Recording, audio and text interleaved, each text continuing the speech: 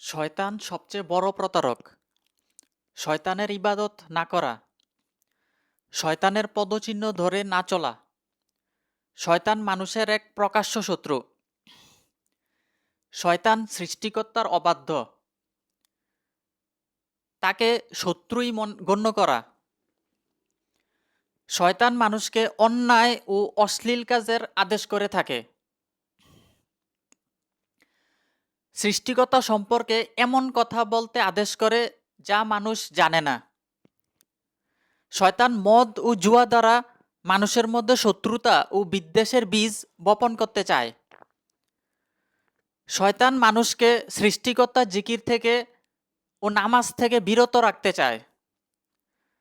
শয়তান মানুষের মধ্যে ফাসাদ সৃষ্টি করে। শয়তান প্রয়োজনীয় বিষয় ভুলিয়ে দেওয়ার চেষ্টা করে। যারা